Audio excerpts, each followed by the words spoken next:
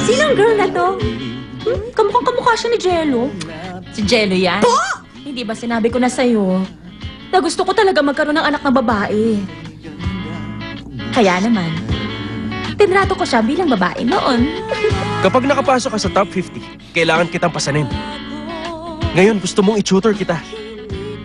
Para pasanin kita? Huwag ka mag-alala. Dahil wala na akong feeling sa'yo. Talaga, ha?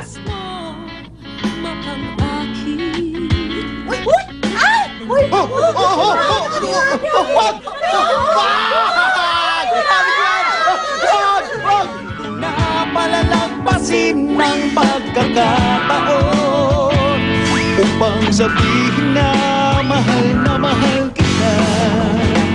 Mahal kita.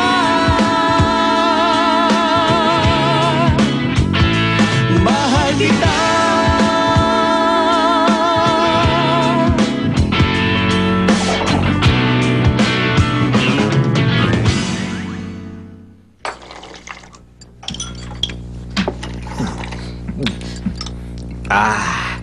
Wow! Ang sarap talaga. Thank you, napahinga ako sa pagluluto. Naku, Raquel. Galing lang naman sa noodle house ko lahat ng ito eh. Ang sarap nito. Ito, paborito ko eh. Gotchot? Mali, pagod yun. Ang daming clam meat. Ang sarap talaga. Ganun ba? Maraming salamat. Honey, anong gusto mong late snack? Honey, snack? Mag-aaral ka? Pang 2 tao pong ihanda ninyo. Ano? Bakit? Hindi kaya. Jello, huwag mong sabihin mag-aaral ka rin. Huwag yung masyadong greasy or yung masyadong matamis. Hihina ang memory. Okay ang whole wheat bread na meron kasamang olive oil dip. At saka egg yolk. Okay. Sige. Salamat po sa dinner. Ay, wala nga naman. Sige. Turuan mo rin ako, kuya! Si Mama ang magtuturo sa'yo. Tapos na po ko, excuse me. Sige, sige.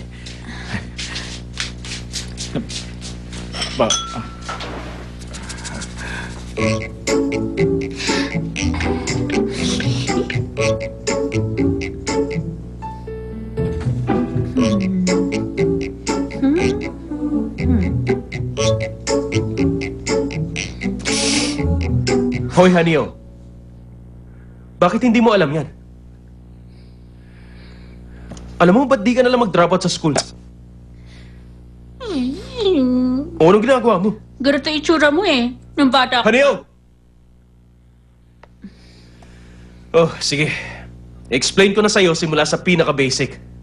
Makinig ka mabuti. Okay. Gawin mong X ang number na hinahanap mo. Oh, ano ngayon ang X? Ha? Tinatanong kita kung anong X. Alphabet!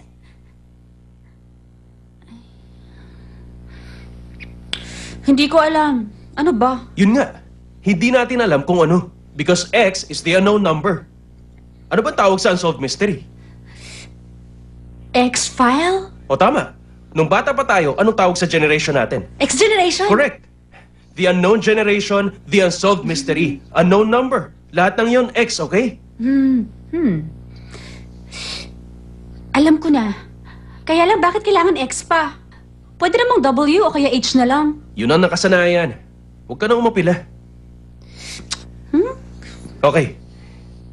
X is equal to 2 to the power of 30 times 10 to the power of negative 7. Apply logarithm on each side. Magiging log x is equal to 2 log 2 to the power of 30 times 10 to the power of negative 7.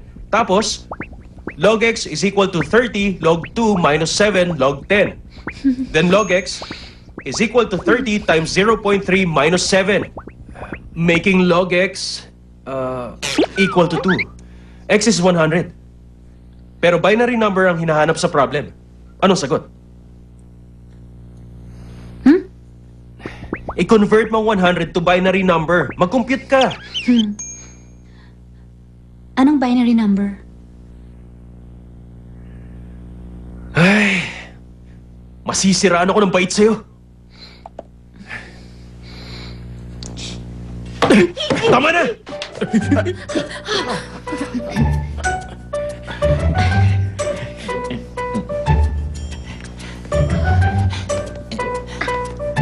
Bunny, oh! Stupid ka talaga! Manda ka sa akin! Pagbabayarin kita! Lagot ka!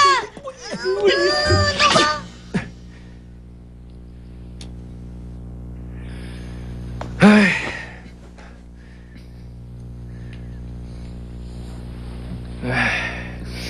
Alam mo kung anong decimal system?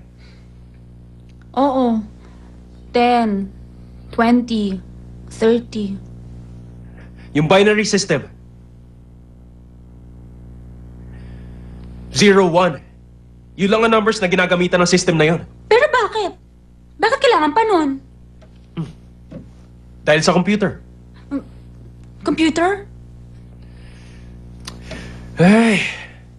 Noong 1974, nagpadala ng message sa ibang planeta sa universe ang Arecibo Radio Conservatory.